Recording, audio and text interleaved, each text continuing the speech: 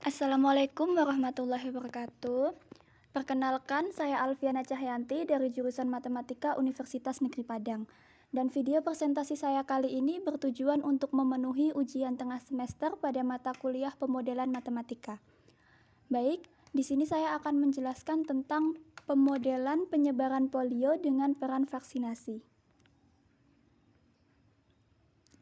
Hal-hal penting yang akan saya bahas pada video ini yaitu yang pertama latar belakang, rumusan masalah, asumsi-asumsinya, variabel dan parameternya, dan yang terakhir adalah model matematika.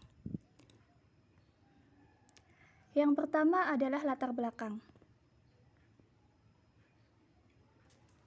Alangkah baiknya jika terlebih dahulu kita tahu apa itu polio. Polio atau juga yang disebut dengan poliomielitis adalah penyakit menular yang secara historis menghancurkan populasi manusia dan hampir mengeliminasi belahan bumi barat pada paruh kedua abad ke-20. Meskipun polio telah menjangkit manusia sejak zaman kuno, wabah yang paling luas terjadi di paruh pertama tahun 1900-an sebelum vaksinasi yang dibuat oleh Jonas Salk pada tahun 1952 dan menjadi meluas tersedia pada tahun 1955.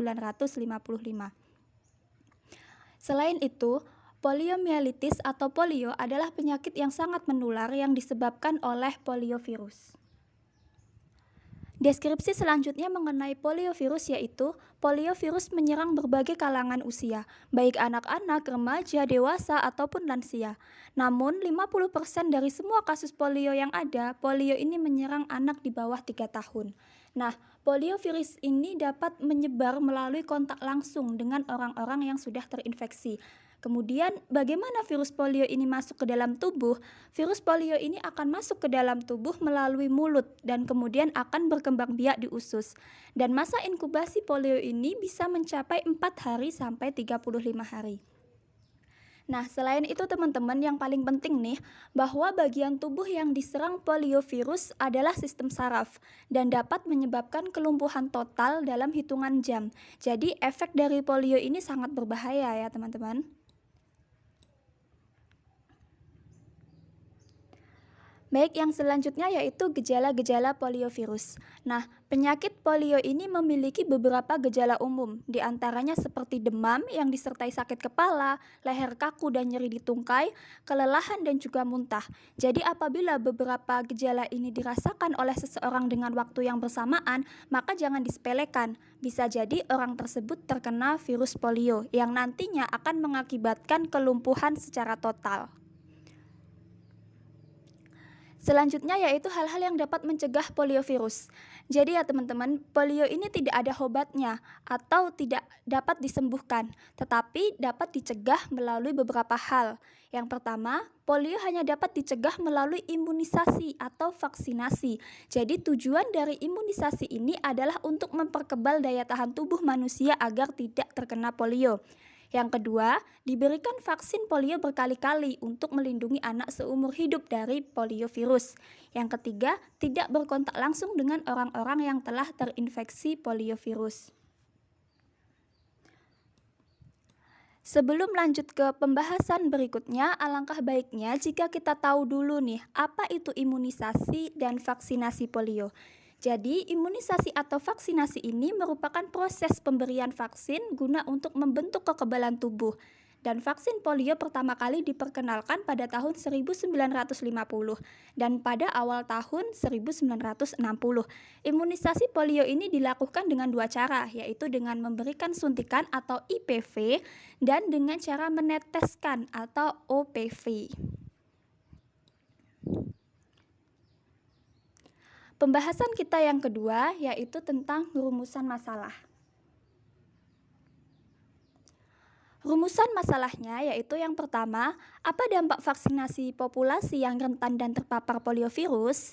Yang kedua, bagaimana cara interaksi antara rentan dan terpapar dalam penyebaran polio? Dan yang ketiga, bagaimana bentuk model matematika penyebaran penyakit polio dengan peran vaksinasi? Nah, setelah kita tahu beberapa rumusan masalahnya, kita akan masuk ke asumsi-asumsinya, yaitu yang pertama, infeksi menyebar pada populasi yang rentan.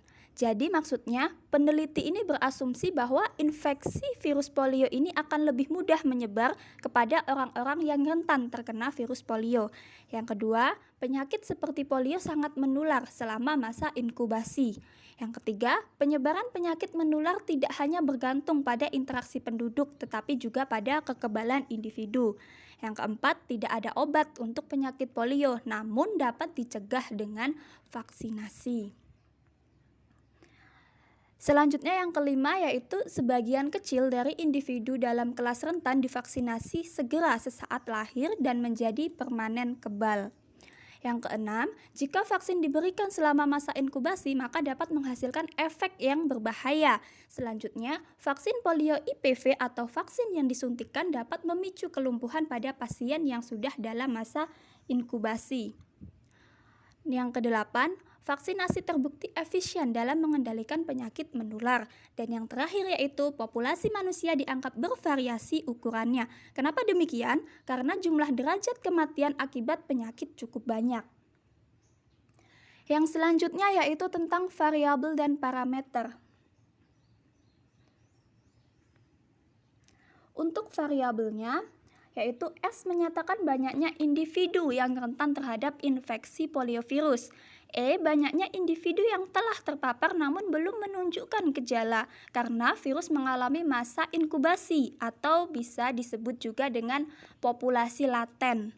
I, banyaknya individu yang telah terinfeksi poliovirus, dan V, banyaknya individu yang telah divaksin.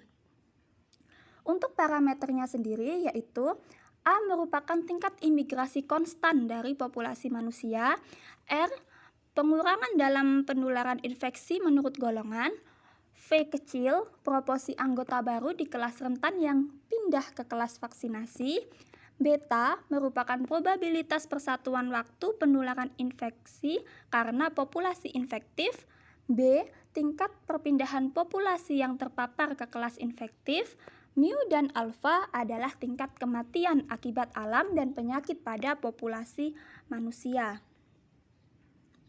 Dan yang terakhir yaitu model matematika.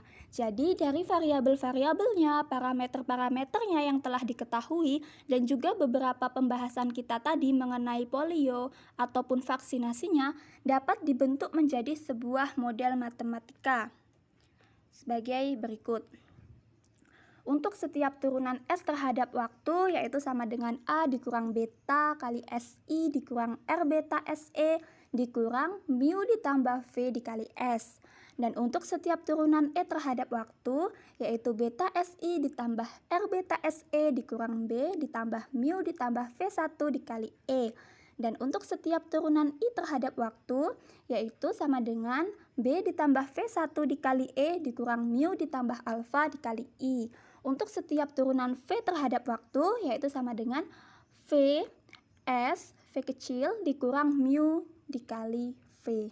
Nah, mungkin di sini teman-teman agak bingung ya, dari mana sih datangnya pemodelan ini?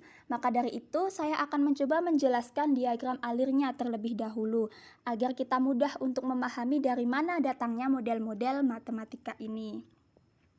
Jadi, bisa kita lihat pada diagram alir ini ya teman-teman, bahwa pada diagram ini menunjukkan penyebaran penyakit polio ini menggunakan metode CIV, yang berarti penyakit polio ini tidak dapat disembuhkan atau tidak ada obatnya, namun hanya dapat divaksinasi. Nah, pada diagram alir ini dapat kita lihat adanya A yang menyatakan tingkat imigrasi konstan dari populasi manusia, atau ini sebagai parameternya ya teman-teman. S banyaknya individu yang rentan terhadap infeksi poliovirus. E populasi laten. I banyaknya individu yang telah terinfeksi poliovirus. V banyaknya individu yang telah divaksin. Nah, di sini kita akan menentukan pemodelan untuk setiap SEIV per waktu.